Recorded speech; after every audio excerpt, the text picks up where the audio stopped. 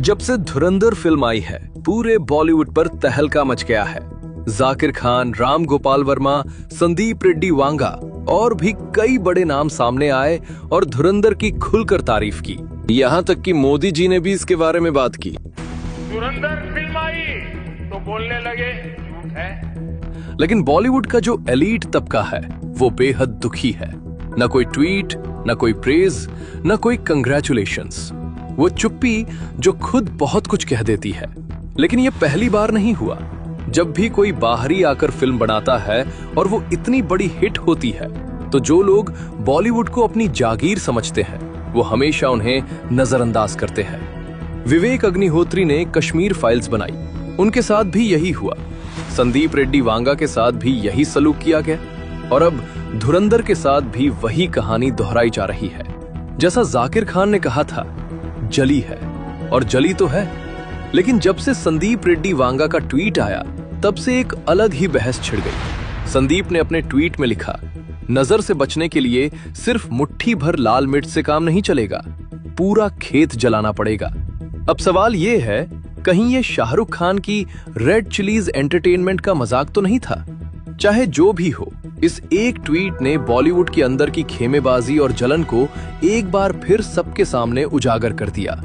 लेकिन असली सवाल ये है, बॉलीवुड का एलीट तबका हिंदू इतिहास पर बनी फिल्मों से इतना क्यों जलता है और धुरंधर के आने से बॉलीवुड में क्या बदलेगा?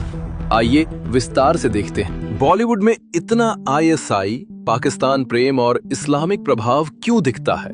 इसके पीछे एक बहुत गहरा ऐतिहासिक कारण है। जब देश आजाद हुआ तो बॉलीवुड में बहुत से ऐसे अभिनेता, लेखक और निर्देशक आए जो पाकिस्तान से आए थे या इस्लामिक संस्कृति से गहराई से जुड़े थे। तो ये प्रभाव स्वाभाविक रूप से फिल्मों में दिखने लगा। आपको जानकर हैरानी होगी, बॉलीवुड के पहले सुपरस्टार कहे जाने वाले दिलीप कुमार का असली नाम था मोहम्मद यूसुफ खान। 1960 में आई मुगले आजम में उन्होंने जहांगीर का किरदार निभाया।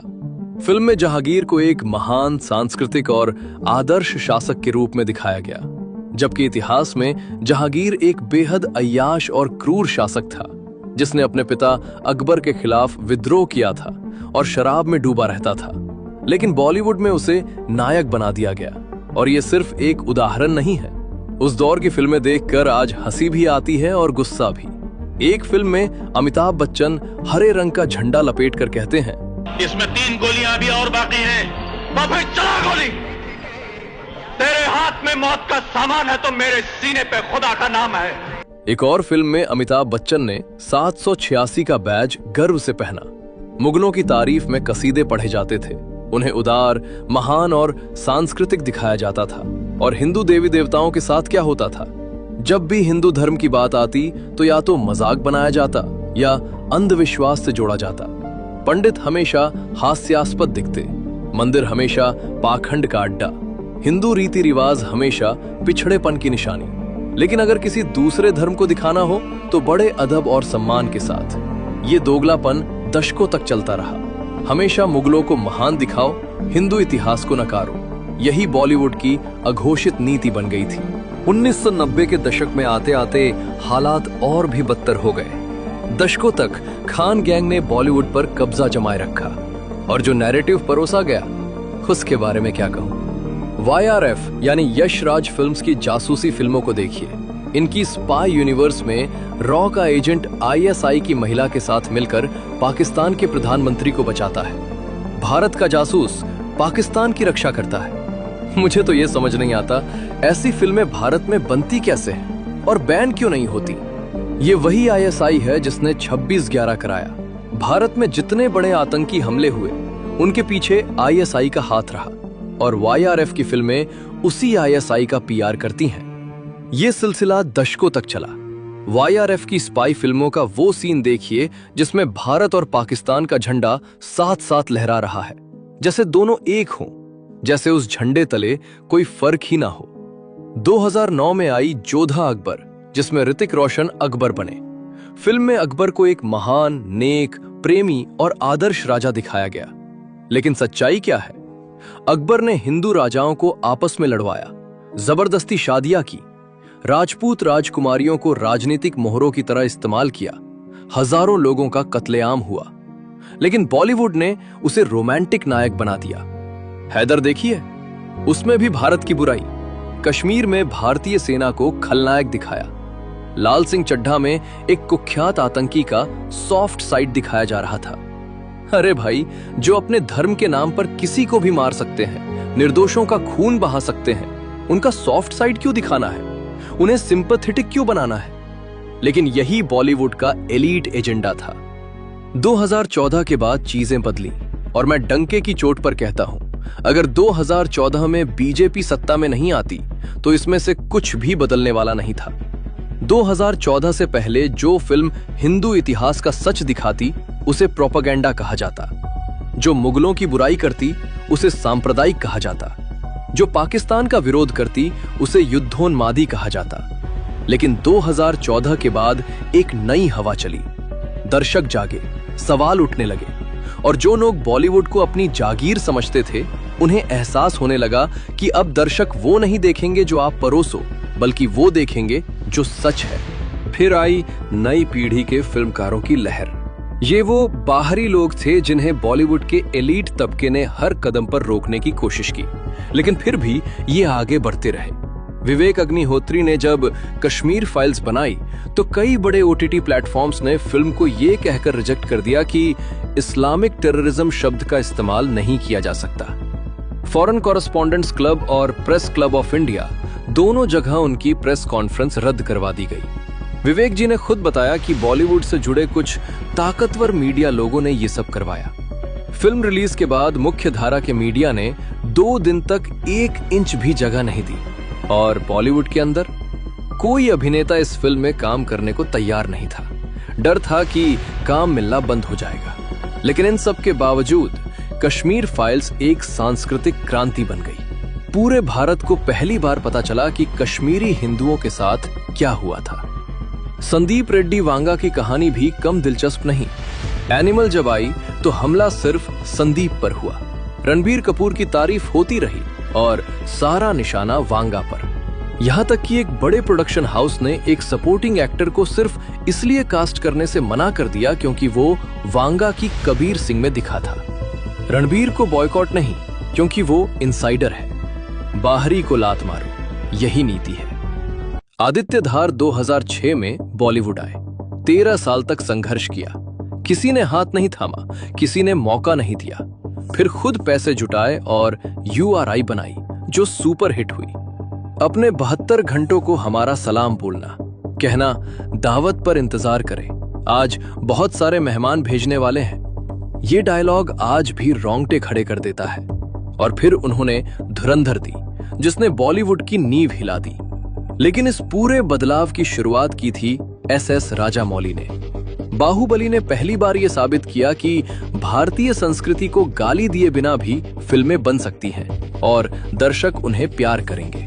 उन्होंने वो दरवाजा खोला जिससे तानाजी, छत्रपति संभाजी, कांतारा, RRR और धुरंधर जैसी फिल्में बाहर आईं। और अब तो बॉलीवुड के इनसाइडर्स भी राम मंदिर के उद्घाटन में जा रहे हैं। बॉलीवुड की सबसे महंगी फिल्म रामायण पर बन रही है। ये बदलाव क्यों? क्योंकि अब प्राउड हिंदू होना अनुकूल नहीं रहा। ये सब बीजेपी के सत्ता में आने के बाद ही संभव हुआ। कांग्रेस के दौर में पाकिस्तान परस्त इस्लामिक रेडिकल कंटेंट को बढ़ावा मिलता था। वो नहीं चाहते थे कि राम मंदिर बने, आर्टिकल 370 हटे, हिंदू अपनी संस्कृति पर गर्व करे। बीजेपी मानती है कि भारत एक गौरवशाली हिंदू सभ्यता है।